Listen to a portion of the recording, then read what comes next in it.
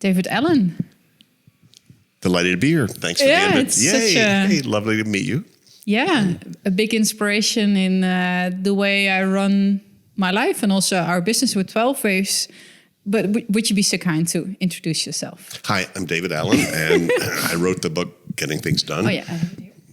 And yeah, so I'm sort of the engineer, I guess, of this methodology about how do you get stuff done with as little effort as possible, and how do you stay clear and focused and present with whatever you're doing.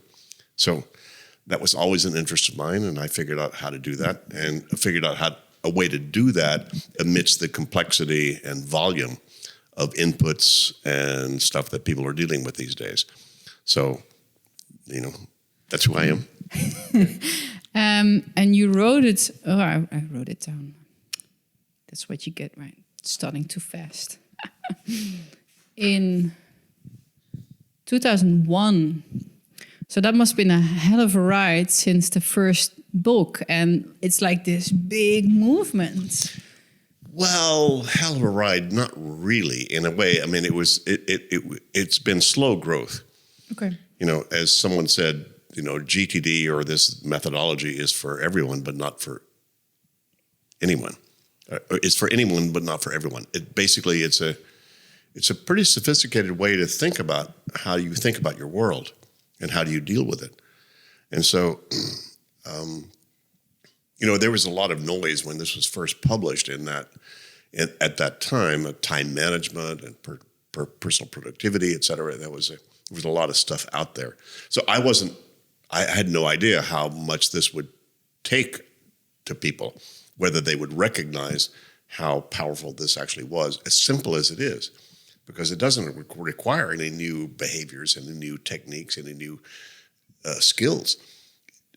It only requires you to actually apply those in an appropriately, systematic way that then allows you to then clear your head in that way. So I had no idea, part of my lifestyle, principle is high anticipation and no expectation.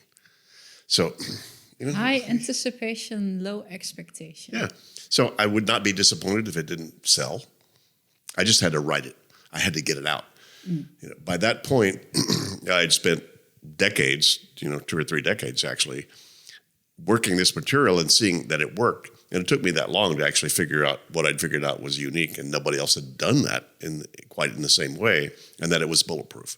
Yeah. And on the website, if people go there, there's this website, GTD, they explain the 5 steps. Maybe for new people listening that haven't known the book, maybe you can explain the basic steps. Yeah, if you come home, at 5 o'clock, you've got guests coming over at 6, but your kitchen's a mess.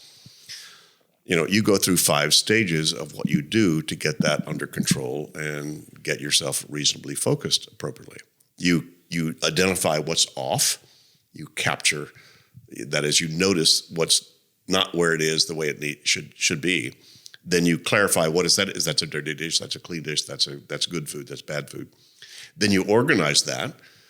Step 3. Based upon that's bad food that goes there, that's clean dish that goes there, that's spice that goes there. And then step 4, you sort of analyze and reflect on the whole game about where you are, what time it is, when the people are coming over, what you're going to do. And then step 5, you engage. You pull out butter from the fridge and melt it, for whatever you're going to do. So those 5 stages, I didn't make those up. I identified them. Yeah, you just that's how you get. Them. That's how you get any meeting, any situation, or whatever. You capture, you clarify, you organize, you reflect, and then you engage. And that's how you get your life under control. That's how you get your company under control. That's how you get your kitchen under control. I just identified those different behaviors and those principles that underlie those, and then made those more conscious. So once you actually start to capture that, that's how you get your kitchen under control. It's how you get your consciousness under control. But in order to get your consciousness under control, you've got to get pretty subtle. What's got your attention? What's not complete yet? Why are you focused on, I actually, probably people listening or watching this right now, even for the few minutes you and I have been talking, Sjanett, is they probably had their mind go somewhere that wasn't about what we were talking about.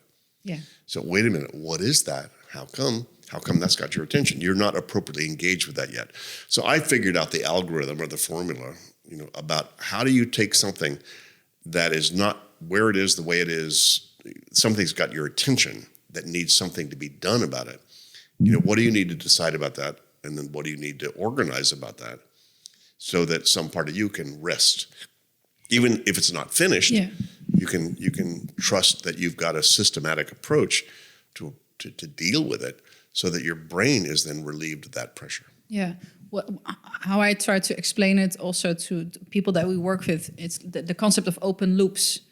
Like everything that hasn't gotten written down or not finished, or it all takes up like processing power in your brain. It's like you have too many tabs open on your computer.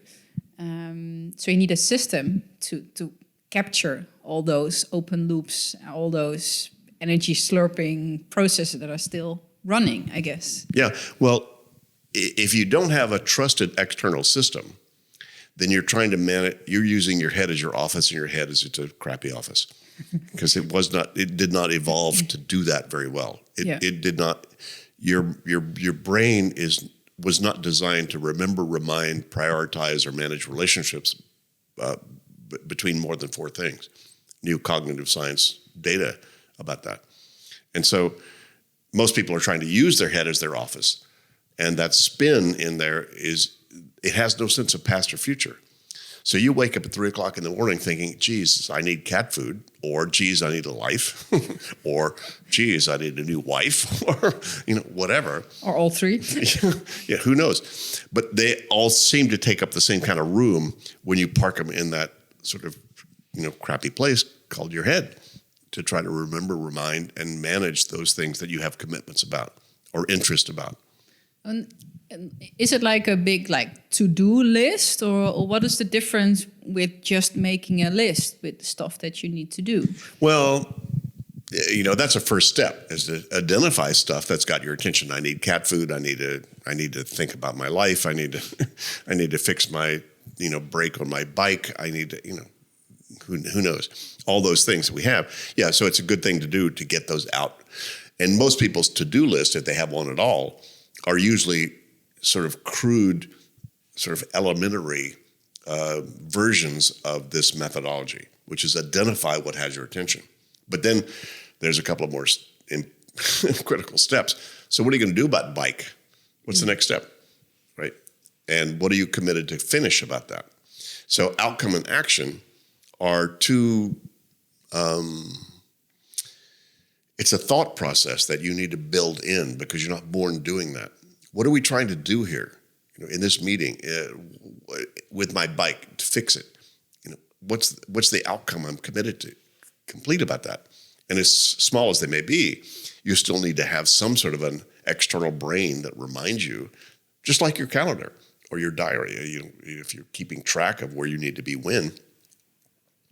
This is just about doing that about the other aspects of your life in the same way. Your brain can't do it.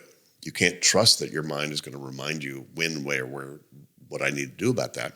You need to make those decisions on the front end, and then you need to park the results in some appropriate place.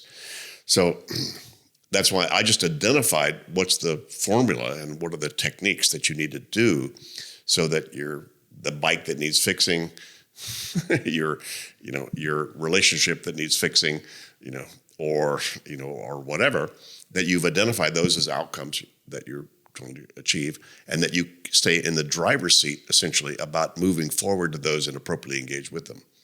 The problem is most people's to-do list are things like mom, wife, house, bank, or whatever. And that's fine. That was the first step. But you need to decide, what are you going to do about mom's birthday? What are you going to do about the bank? What are you going to do about, X, Y, and Z? So there's another level of sort of cognitive muscle that you need to engage to make sure. It's funny, you actually have to use your mind to clear your mind. Yeah. You actually have to think and make decisions about stuff appropriately and park the results somewhere you trust. Then, just like you don't have to worry, Sjanett, about where you need to be 2 weeks from Wednesday, because you probably have a calendar you look at and trust you'll look at it at the right time. So in the same way, this is not a new experience. This is just taking that to make your life that, and that you apply that, in a much more rigorous way across the whole spectrum of what has your attention, so that you then clear your head to do what it does much better than remember or remind, which is intuitive intelligence. Oh, that's interesting.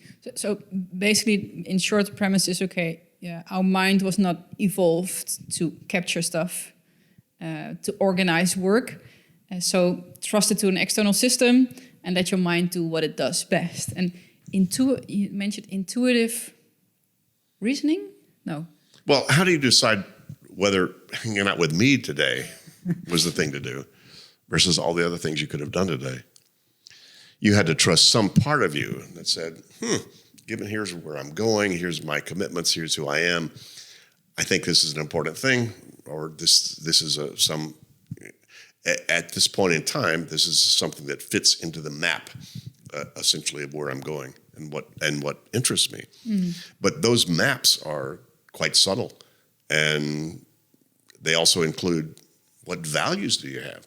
If you showed up here and I had weird stuff going on that wasn't something that you were comfortable with, you'd say, well, why am I here?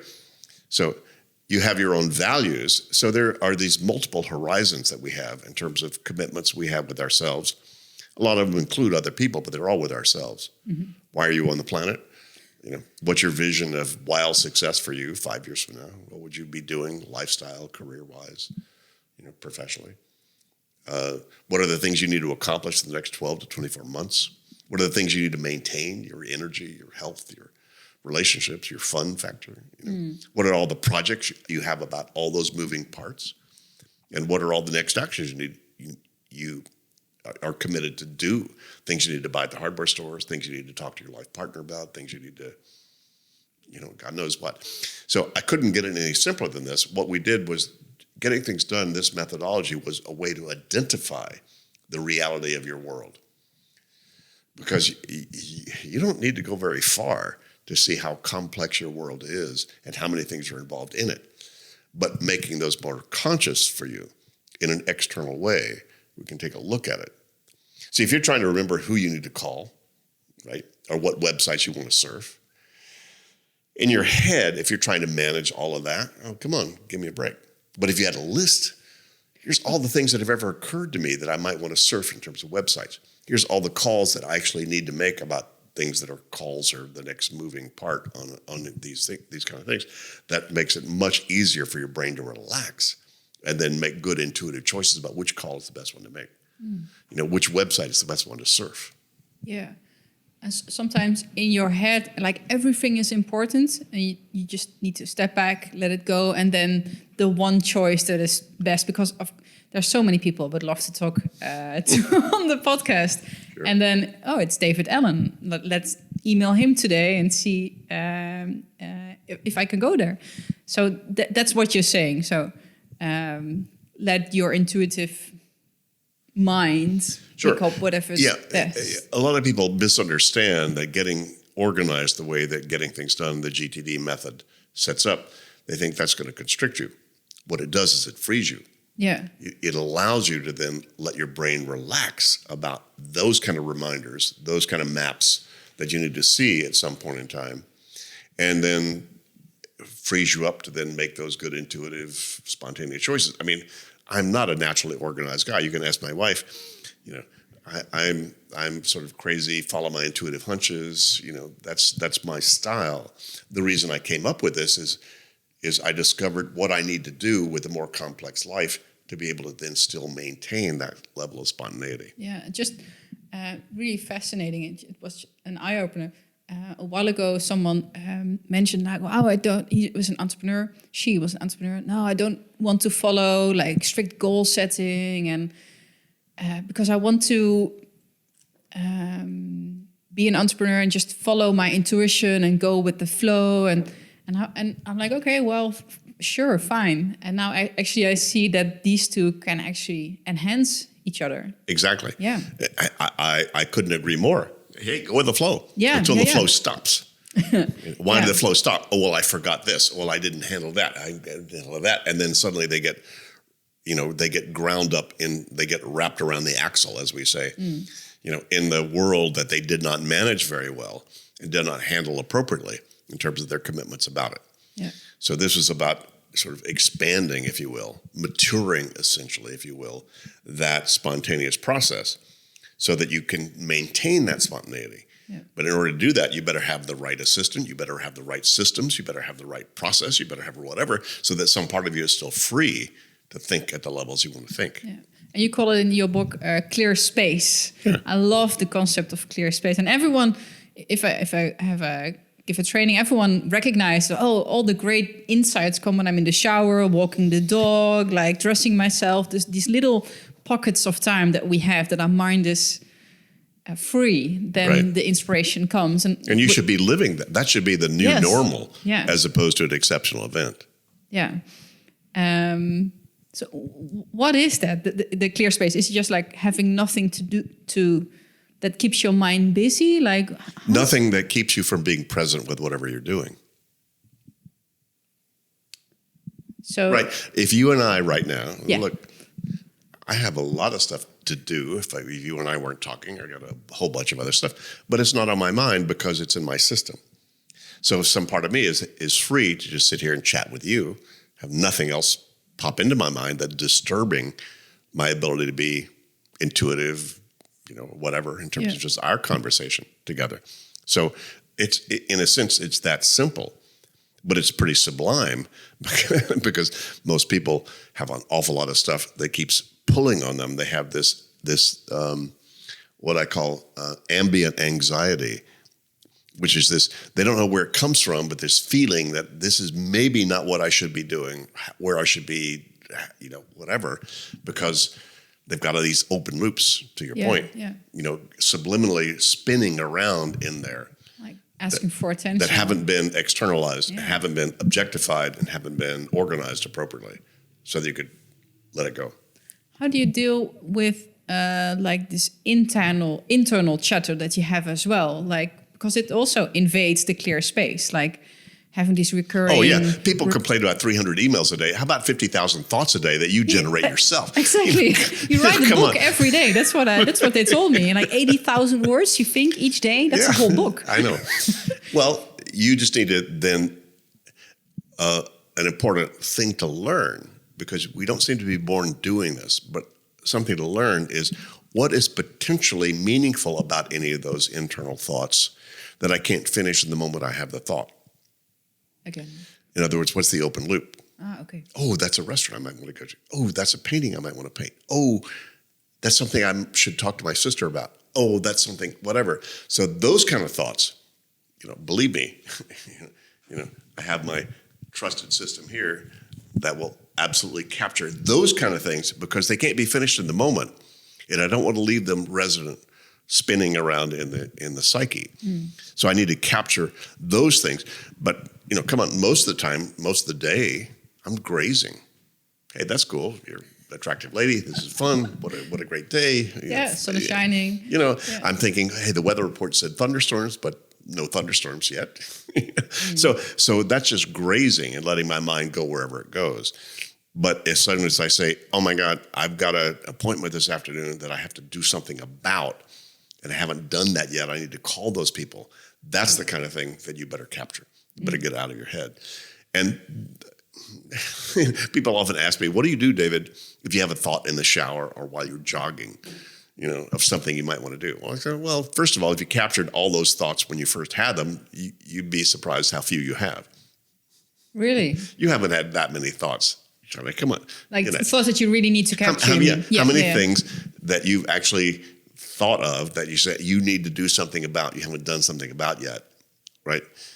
So that's the kind of thing that you want to train yourself to be able to recognize when you have those thoughts, and then be able to then externalize those. Which one? But you don't have that many. But you do need to capture whichever ones you have. So how do you do it when you're in the shower? Well, if there is one that's worth capturing. Well, if you captured them all when you first had them, you'd be, I barely think of anything in the shower, except enjoying the experience. Yeah. So it's well, there is a way, and people want some California woo-woo stuff here. There is a way to get stuff out of your mind, in your mind. You say, oh, that's a thought I don't want to forget. I want to make sure I do that. What you do is you see yourself the next time you're at a place where you have a pen and paper, writing it down. Oh my God, what a cool thought. And you just imagine yourself doing that, and then forget it. Because the way the brain works is it's highly associational. So when you come back in to that place that has the pen and paper, some party says, wait a minute, I've seen this before, and it pops it back in. So there are actually ways to get things off your mind, in your mind. If you're willing to do that. And it works probably 95% of the time. Oh, great tip. Thanks. Yeah. And the concept of flow and being in the now, already we touched upon it. What is flow in your opinion? Well, it's just being present. Is this the same? Yeah, it's the same thing. I mean, flow and the way that Csikszentmihalyi, described that is a very specific state that you get into where you've got, it's simple enough that you feel you can be successful, but challenging enough so you're not bored. Yeah. Basically it's that edge there. But if you're just present, tucking your kids into bed at night or cooking spaghetti or whatever, and there's nothing on your mind except whatever you're doing, you're in flow, from my standpoint. It's just being present so that some part of you is fully available to whatever's happening in the moment, as opposed to past and future. Our egos get wrapped around the regret of the past and the fear of the future. And so, the whole idea of being present is being able to let go of those things. That's why all the mindfulness stuff that's going on these days has a lot to do with focusing on your breathing. But I learned that 35 years ago when we got a black belt in karate. You focus on your breathing in case you get hit in the wrong place and it really hurts. Focus on your breathing because it brings you present. Then it's just sensation, not pain. That's why yogis in India or whatever can, put themselves on nails and do all that other stuff, is simply by being present, some part of you then starts to experience the ability to be able to say, that's just sensation, that's not pain. Because pain usually comes from, ooh, I hate what just happened, and what if it continues? So past and future. So if you can get rid of past and future, and the fastest way to do that, just focus on your breathing, because your breathing is present. So yes, but focus on your breathing. But if you still need cat food and it pops into your head more than once, you're not appropriately engaged with your cat. So I just identified, how do you start to recognize what are the things that keep you from being present?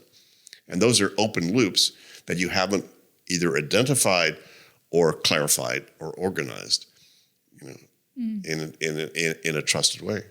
How many open loops does a regular person... Well, let's talk about just a professional, someone that has a full-time Mid to job. senior level professionals that we've spent thousands of hours working with one-on-one. Most of those folks have somewhere between 30 and 100 projects. And our broad definition of a project is something you're committed to complete that's going to take more than one step to finish. Handling your next vacation, fixing the broken tooth you just had, hiring the vice president, or researching whether you should hire a consultant to let you know what vice president you need to hire. Yeah. All those things are then open loops. If you identify all of those, most people have got 30 to 100 of those.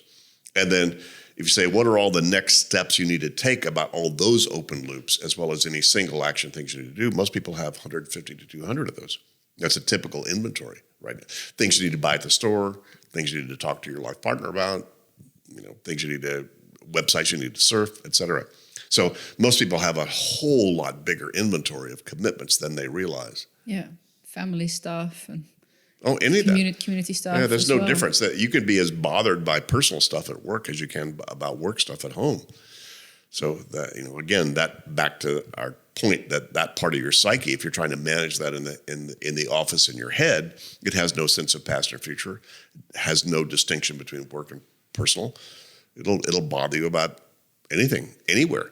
I just remembered I had a teacher when I was younger. I don't know if it was a teacher, but someone I knew when I was younger, and I can clearly see him before my mind's eye, just being proud, like, I don't have a calendar, you know, I have to train my mind. I never write stuff down, all my appointments. I know them.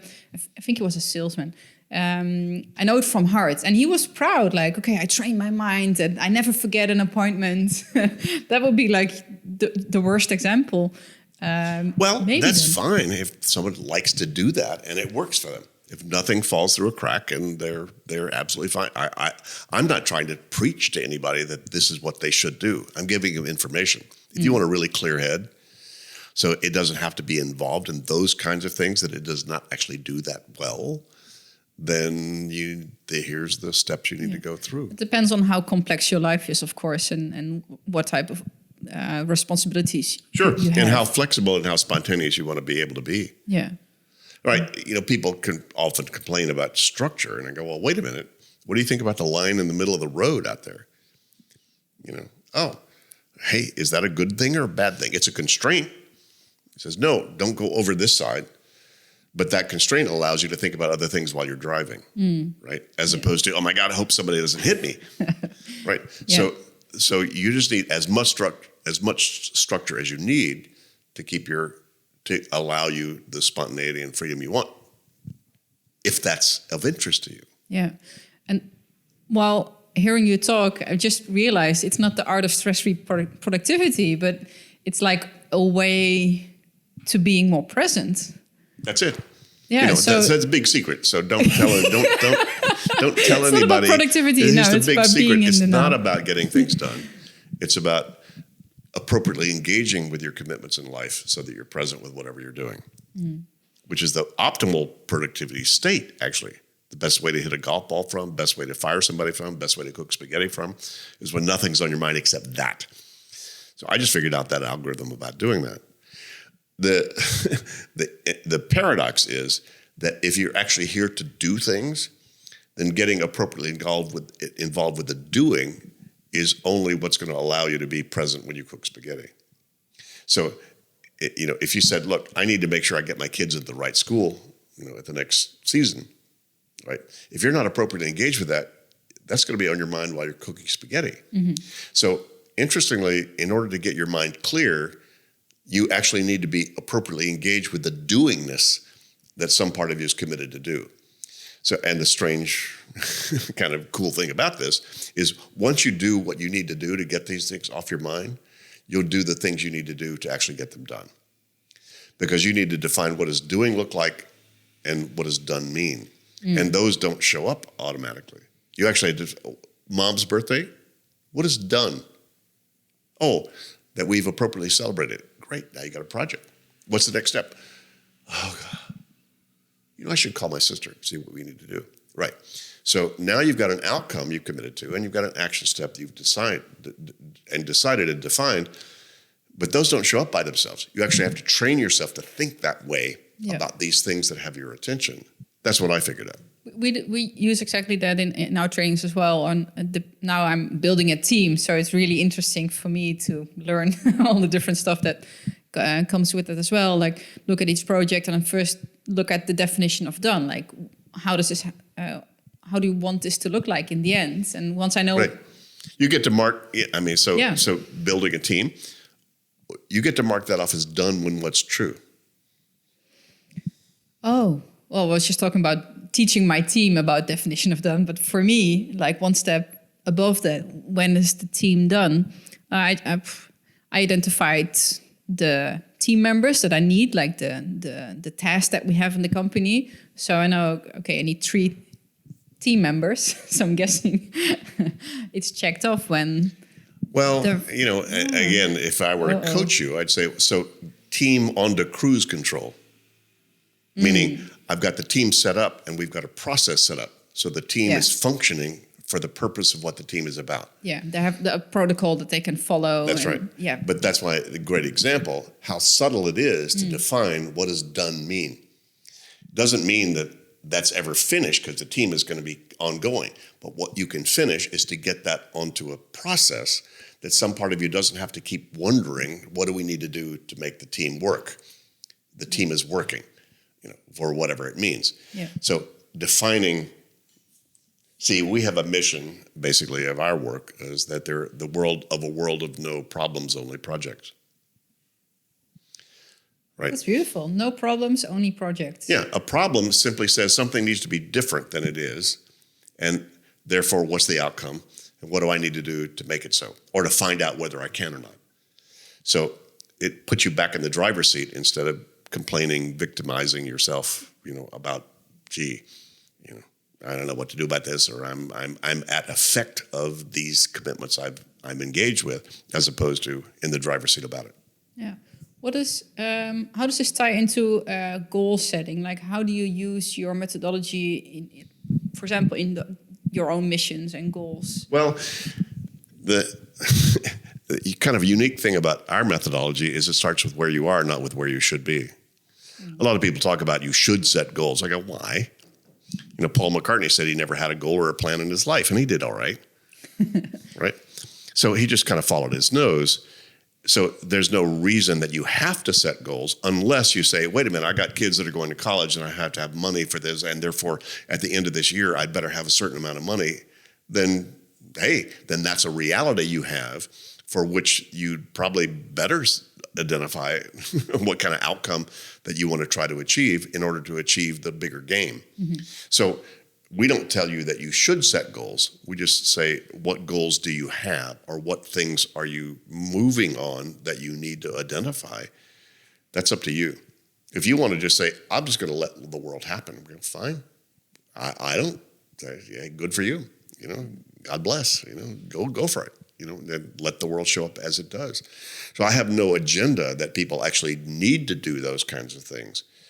However, if you're on the planet to express yourself and you haven't fully shown up yet, right? How do you know that? How do you know if you've fully showed up yet or not? There's a part of you that's either absolutely comfortable with what you're doing, the way you're doing it, and you have no pull or drive or push to express or expand anything you're doing. You're there. Can we ever get there?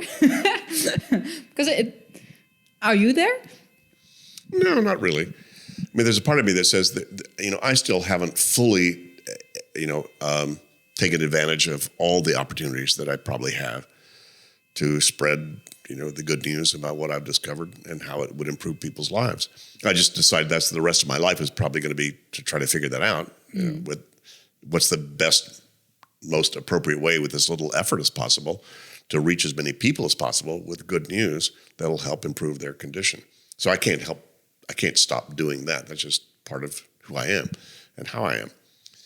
So I don't think we ever finish those things until we check out. Yeah. And maybe not even then.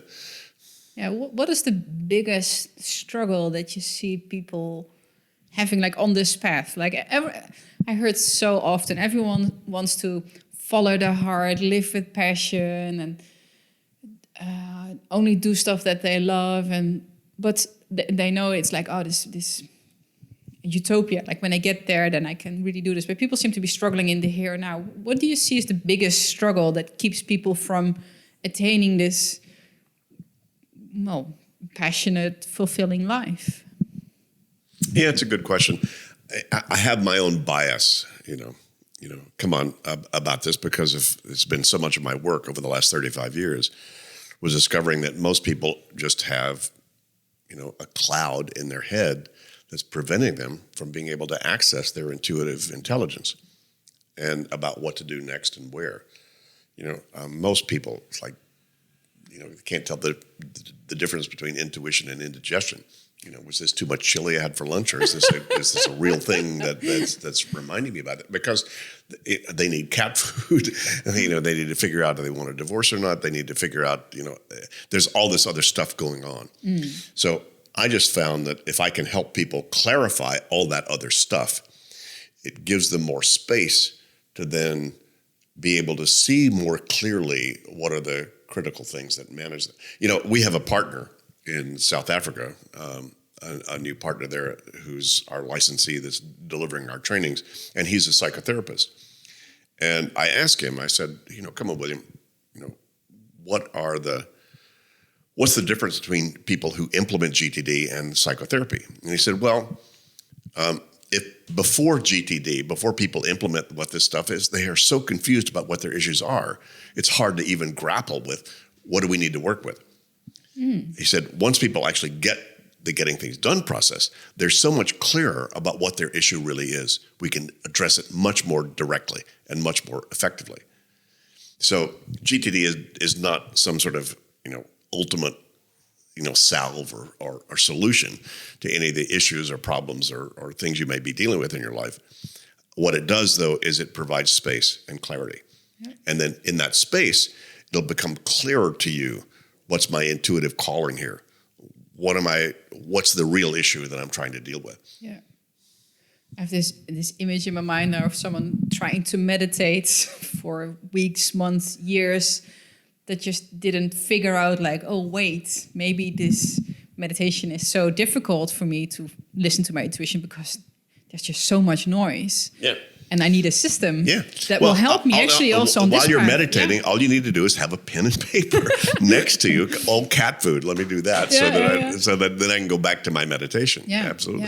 Yeah. It was one of the tips. I read this book. I think it's just called Flourish. While I was writing my PhD, and there's a little book that they give to all the PhD students, and it talked about how to get writing done, because everyone's looking for this big time slot, like, okay, when do I have a whole day or a whole week or just 4 hours that I can, and then I can sit down and write this paper or whatever you're writing.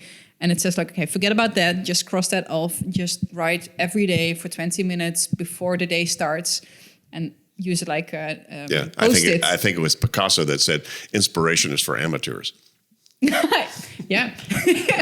Right. Sit down, butt in chair, boot computer, hit key. Yeah, and the thing that they said, like, have a notepad next to you, because there will be thoughts popping up, like stuff you have to do, errands you have to run that's easier to do. Like, okay, check this email, do this. No, the next 20 minutes, you're just going to sit down and just going to write. And like with meditation, the next 20 minutes, you're just going to sit down and meditate.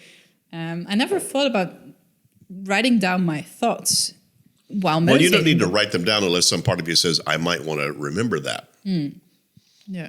I mean, again, for the most part, we're grazing. I'm grazing. Oh, that's interesting. That's cool. That whatever. Oh, that's something that might be useful for a blog, or that's something that might be a way to spin something that I'm writing or something I'm thinking about right now. That you'd want to capture.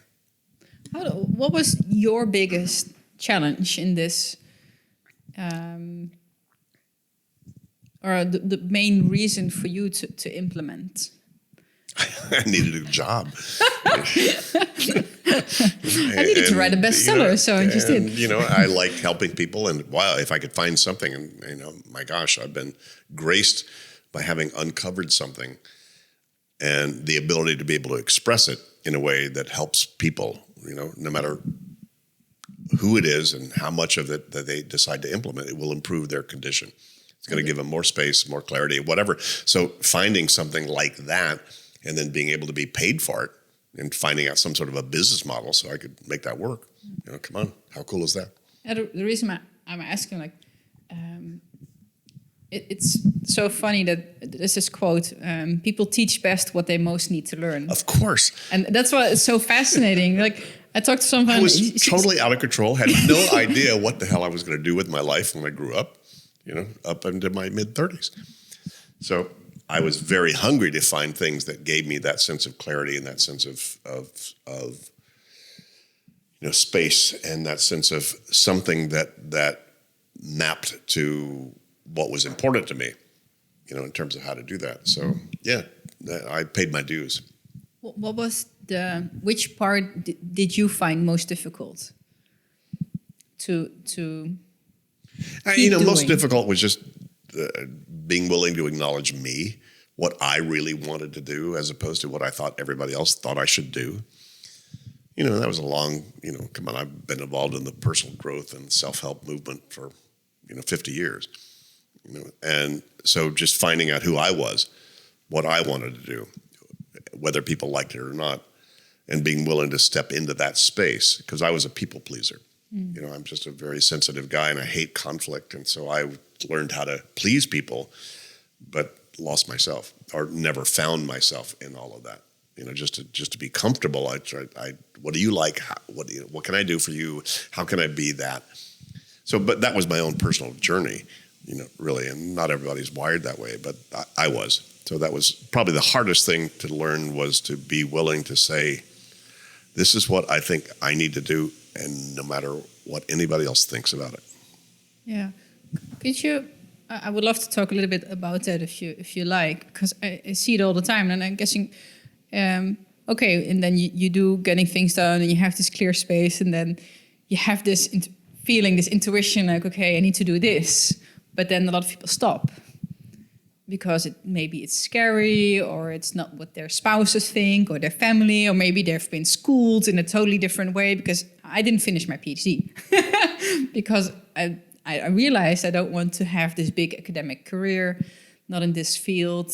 I want to be an entrepreneur, etc., etc. But you need to evolve a little bit. You need to. That it's a skill as well. How did you do that? Because you went from the people pleaser to, okay, but this is my mission. This is what I want to show the world. It was scary, maybe. It's not what people expected from me. What pushed you over the edge? I don't know. Probably just this thing inside of me that just said, look, there's a bigger thing out there. And I wanted to be able to experience that, express that, expand myself into that. I hadn't really shown up yet, I don't think. So who am I? What would it be like if I really showed up? And that pull or that push or that attraction or something internally was just kept me going. I'm still pretty much, I still want to make sure you like me. I'm still a people pleaser. It's just after 50 years, now I don't care. That's fine. That's just how I'm wired. And at the same time, willing to jump off the pier at various moments and not know whether the water was too deep or too shallow. Yeah. When I jumped off the end of the pier.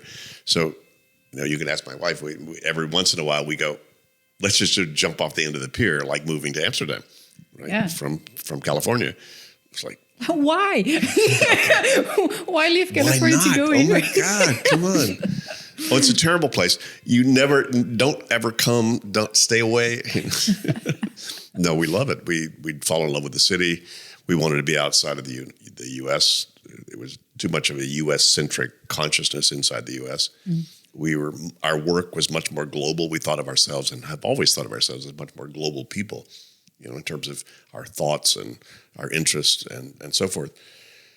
So we said, and we were free enough at that point to be able to then unhook and sort of unhook, unfetter ourselves from, all the stuff that we were involved in there. We'd fall in love with the city, and we love the lifestyle here. It's great. I zoom in on jumping off the pier? It's. I hear it so often.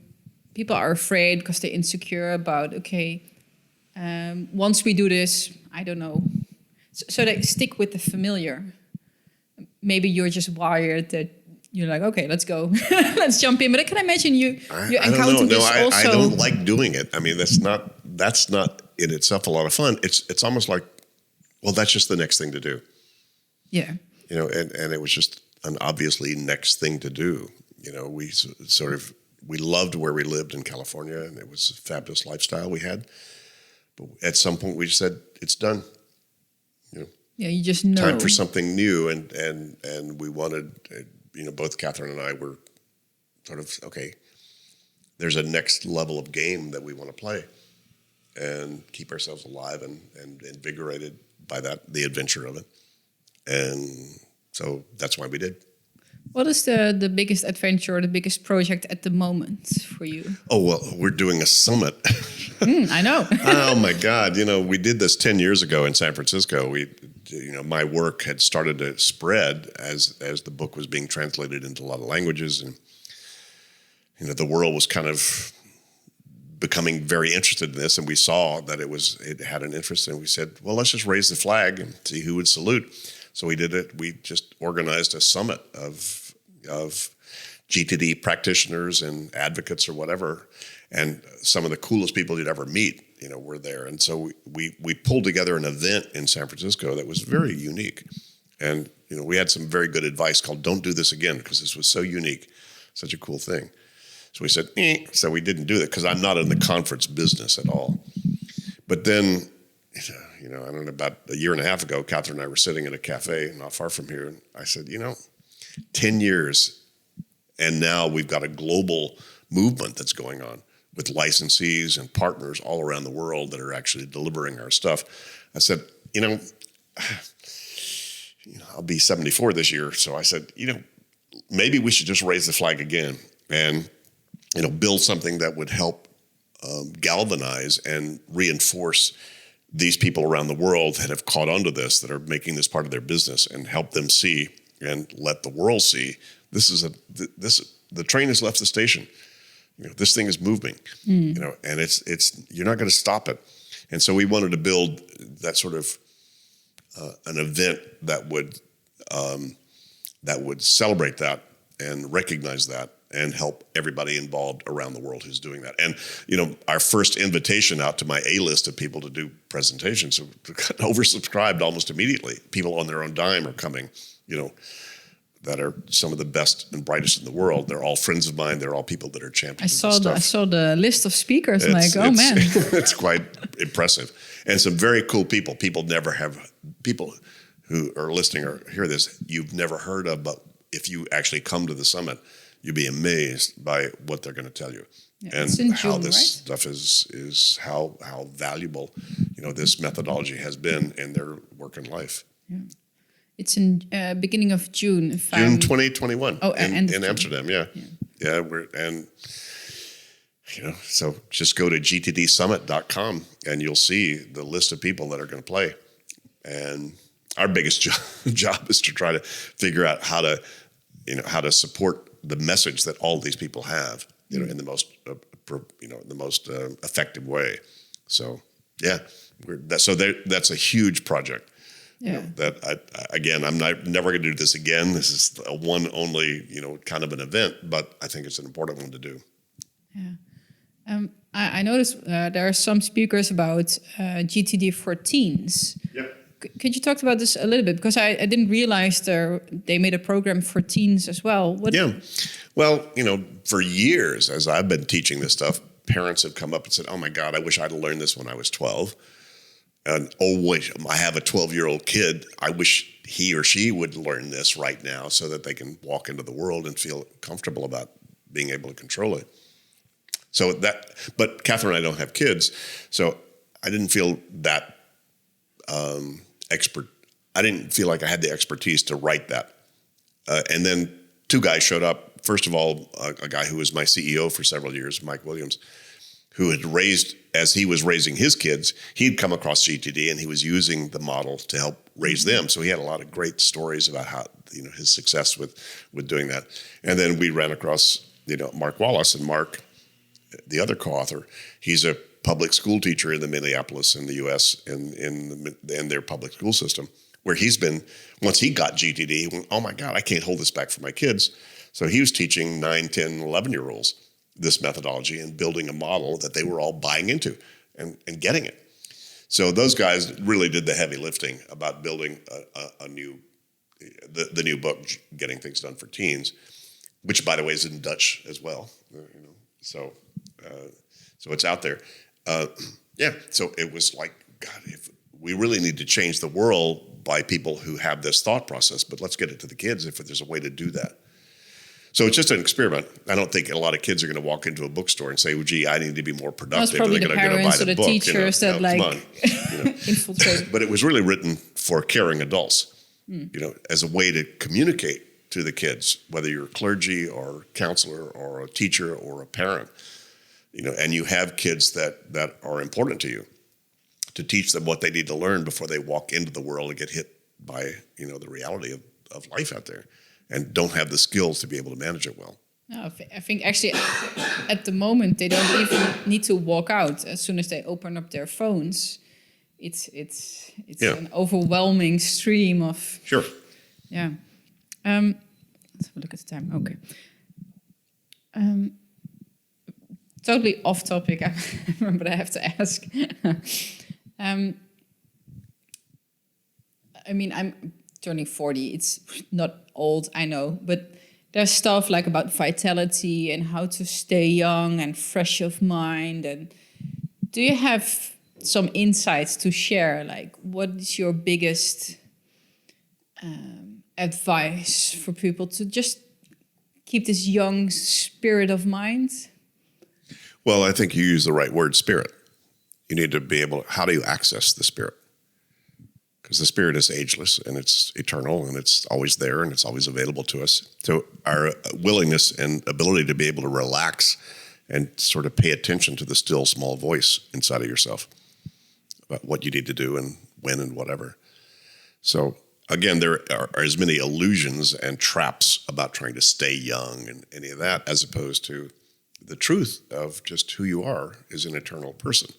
So learning to relax and be able to then find out who that is or listen to who that is and pay attention to those voices, that are real inside of you. Well, not the ego voices, but but learning to know the difference. Yeah. Which is which. How did you do that? Because, I mean, of course, it's a lifelong learning, I know, but can you maybe talk about what influenced you in this path, I guess? Well, I met a guy, who was way ahead of me in terms of the spiritual development and explorations, and decided to hang out with him to find out everything he would learn. And then, 50 years later, he wound up, leaving the planet, but I still never finished everything that he taught me. So I found a good guide, obviously that helped a lot. Like a mentor. Yeah. And somebody who held a certain kind of spiritual energy that, that I resonated with, that was very real in terms of this, my experience of that, lifting me into new levels of consciousness and things that I hadn't experienced before, that showed me and gave me the experience, at least, my own minor versions of that, of how many other levels we exist on. And that this is just a 10% here, of what we're doing, but a very important 10%, because this is where you really learn a whole lot, about. Was it like through books or conversations or all that practices that he did? Yeah. Can you what was a book that comes to mind right now if you think about that? Well, all you have to do is go to msia.org, msia.org, and you'll see a huge range of both, tapes, videos, books, etc., that came from this source that essentially I ran into and then have trusted for the last 50 years to help me sort of stay on that path. Is it a person? I don't know it. Yeah, a guy named John Roger, JOHN-ROGER. Okay. Yeah. Oh, I'm sorry. That was the main source for you to get the information. Yeah. Well, he's not the thing. He was a transmitter of that thing. That thing is in all of us.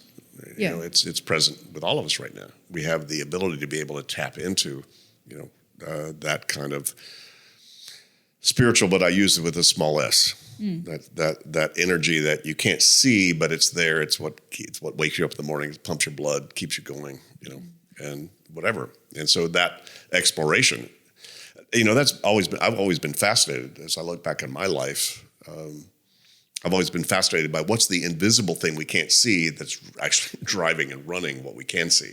Because if I could get a hold of that and find out how to engage with that, then I could be as lazy as I could be and still, produce the life that I wanted.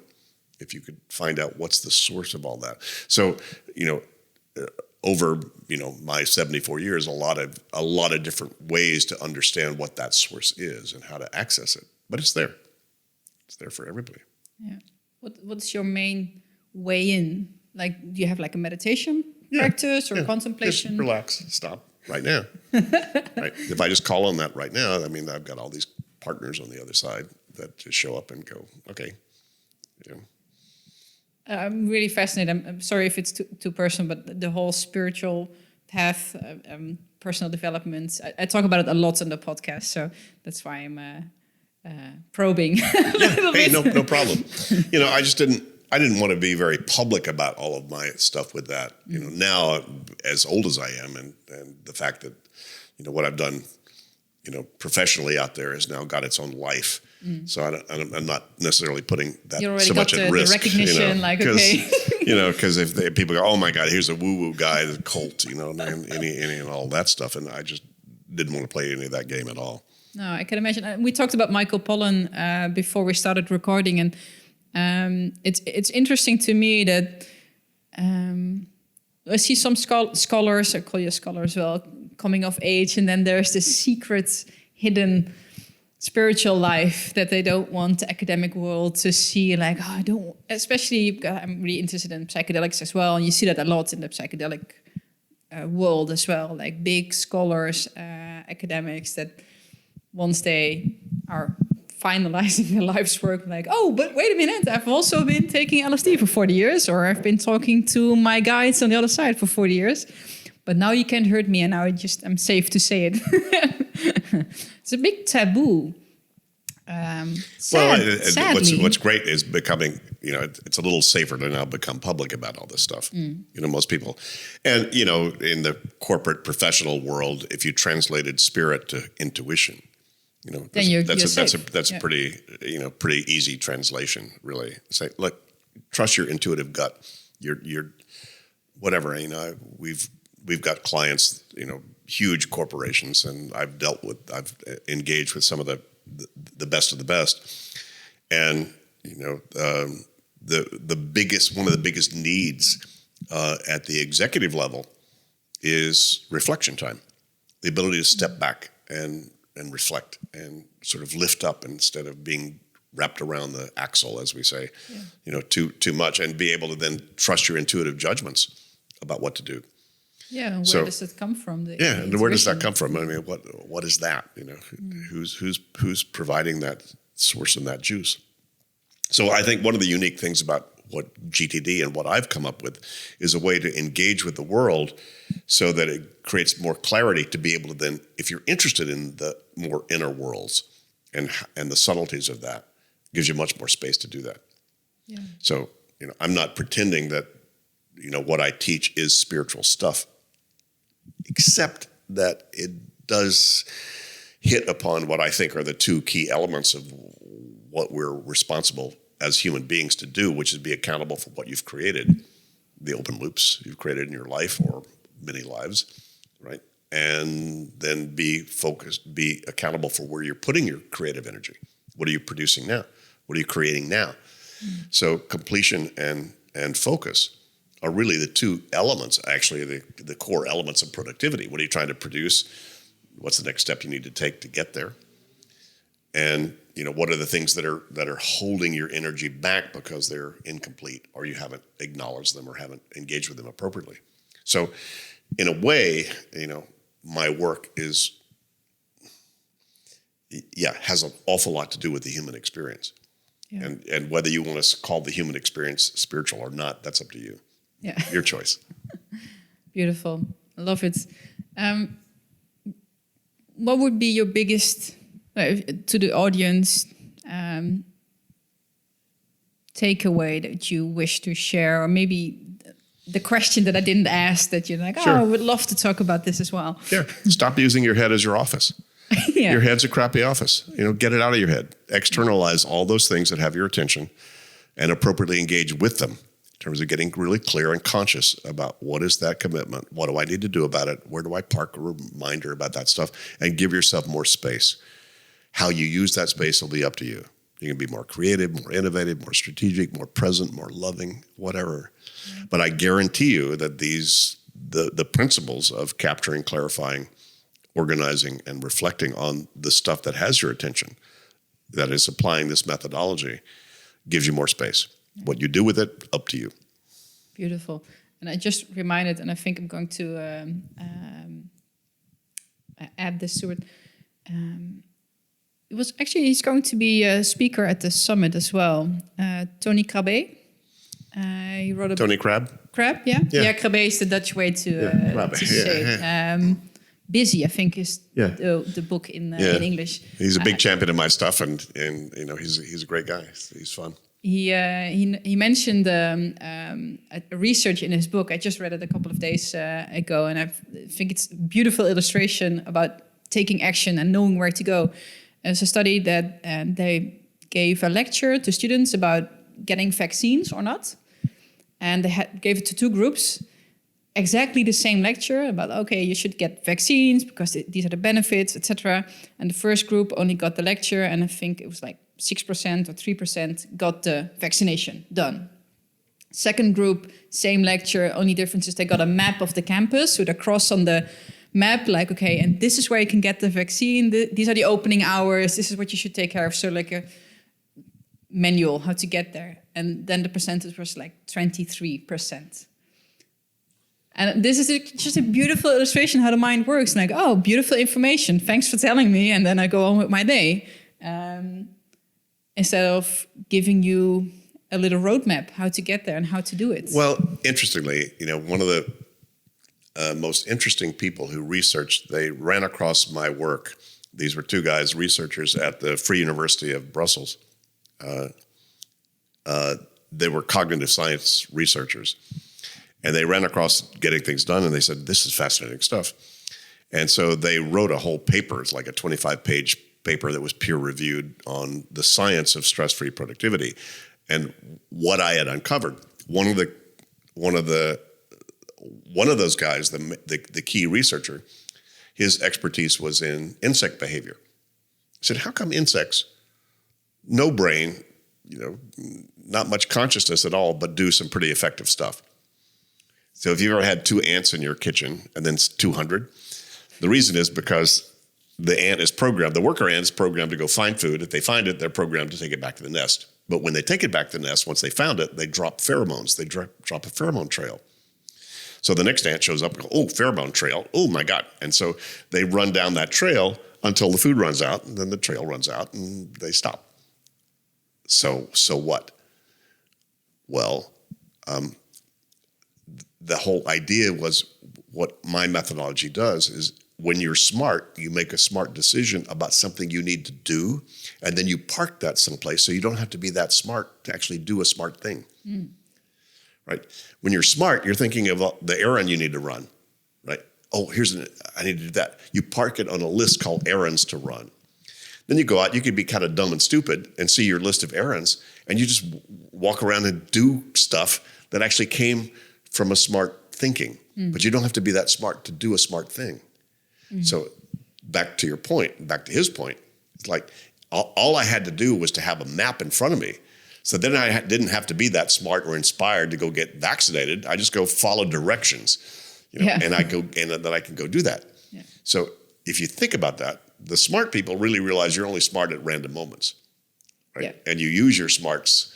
That's why if you ever put anything in front of the door so you wouldn't forget it in the morning, right? The night before you were smart enough to know I'm going to be kind of dumb and stupid in the morning, so let me put this in front of the door so I won't forget it, right? So just like the ant, no memory, no intelligence does a smart thing because it's programmed to do that. So that's what this methodology is really about. How do you structure your life so that you then think appropriately about your stuff, what's got your attention, park results in the appropriate place so you don't have to then keep thinking. Yeah. Just do. Yeah. Which ties into the stress-free part of your methodology. Exactly. Well, thank you for taking the time to talking about this. And of course, people should go to the summit. I think this podcast will go live before the summit, so that would be really nice. If people want to know more, apart from your book, where can they find more just about go to gettingthingsdone.com. It has all of our partners around the world, who are doing this work, and there are public seminars going on, and get the book. If you don't have the book yet, it's a real manual about all this. Yeah. All right. Thank you. Thank you. My pleasure.